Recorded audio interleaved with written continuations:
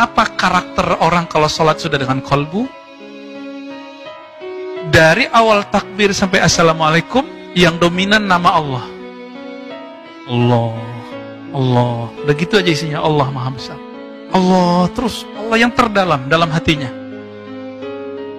Ini khusyuk level 1. Jadi bagi saya, antum faham apa yang dibaca itu belum khusyuk. Itu namanya nerjemah.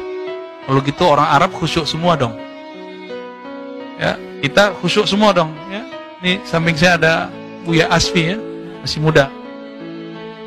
Itu baca kitab apa? Nggak perlu lihat, ngerti nerjemahinnya.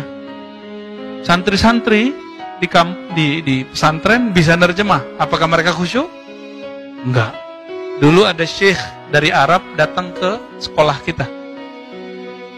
Pulpennya jatuh. Dia ambil Pak pulpennya, ambil lagi. Khusyuk nggak tuh? Dia faham nggak yang dia baca? Dia faham yang dia baca. Tapi ternyata pemahamannya baru di akalnya, belum sampai ke qalbunya. Qalbu itu kalau sudah tersentuh nama Allah, maka ada beberapa efeknya. Pertama, seperti yang disebutkan dalam surah Al-Anfal, wajilat qulubuhum. Disebut nama Allah, qalbunya bergetar. Ada Pak getar. Makanya orang mengatakan, murid-muridnya Imam Junaid, kalau Junaid sholat, kami mendengar gemuruh jantungnya. Kedengeran Pak. Tapi nggak selalu, ada jantungan lagi ya. Makanya ada orang kalau zikir pingsan Pak. Kenapa dia pingsan? Karena jantungnya nggak beraturan. Nggak beraturan. Ya, saya dulu waktu umur 13-14 tahun sering pingsan kalau zikir. Tahu-tahu udah orang-orang udah nggak ada di masjid. Ya, apa yang kita baca? Kita cuma baca la ilaha illallah, bergoncang dalam ini, pingsan. Dan itu berbulan-bulan. Orang bilang saya, wah ini orang udah nggak beres nih gitu. Hampir aja dibilang gila kita Pak. Untung nggak jadi ya, untung waras lagi, untung normal lagi, sampai kuat jantung itu. Itu yang pertama. Yang kedua, kalau tadi jantungnya, sekarang badannya yang bergerak. Dalilnya surat Az-Zumar ayat 23. Dibacakan ayat-ayat Allah, zikrullah taqsya'irru minhu, bergetar. Ya.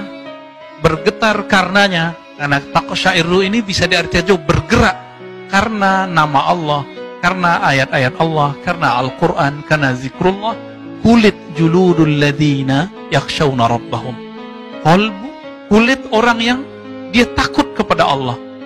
Jadi tubuh jasadnya ikut bergetar.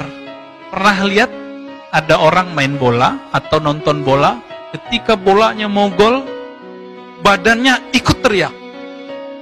Mulut teriak, badannya ikut melonjak. Pernah lihat?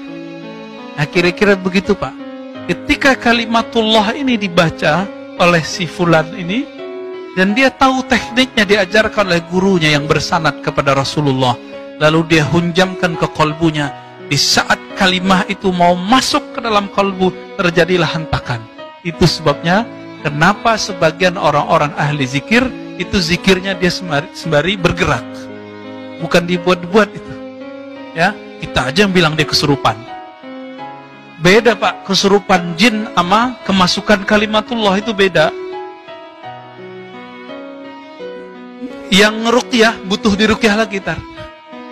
Jadi pernah kejadian orang zikir begini lagi asyik, diruqyah sama teman kita.